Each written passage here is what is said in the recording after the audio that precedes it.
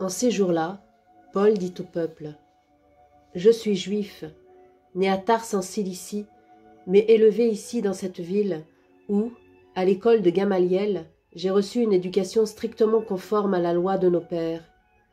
J'avais pour Dieu une ardeur jalouse, comme vous tous aujourd'hui. J'ai persécuté à mort ceux qui suivent le chemin du Seigneur Jésus. J'arrêtais hommes et femmes et les jetais en prison. Le grand prêtre et tout le collège des anciens peuvent en témoigner. Ces derniers m'avaient donné des lettres pour nos frères de Damas, où je me rendais. Je devais ramener à Jérusalem ceux de là-bas, enchaînés, pour qu'ils subissent leur châtiment.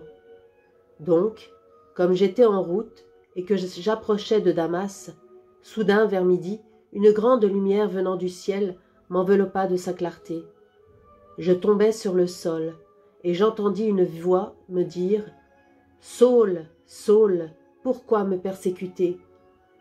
Et moi je répondis : « Qui es-tu, Seigneur ? » ?»« Je suis Jésus le Nazaréen, celui que tu persécutes. » Ceux qui étaient avec moi virent la lumière, mais n'entendirent pas de la voix de celui qui me parlait. Alors je dis : « Que dois-je faire, Seigneur ? » Le Seigneur me répondit : « Relève-toi, va jusqu'à Damas, et là on te dira tout ce qu'il t'est prescrit de faire. » Comme je n'y voyais plus rien à cause de l'éclat de cette lumière, je me rendis à Damas, conduit par la main de mes compagnons. Or, Ananie, un homme religieux selon la loi, à qui tous les Juifs résidant là rendaient un bon témoignage, vint se placer près de moi et me dit : « Saul, mon frère, retrouve la vue. » Et moi, au même instant, je retrouvai la vue et je le vis.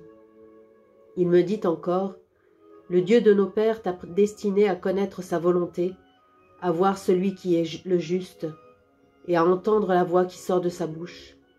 Car tu seras pour lui, devant tous les hommes, le témoin de ce que tu as vu et entendu. Et maintenant, pourquoi tarder ?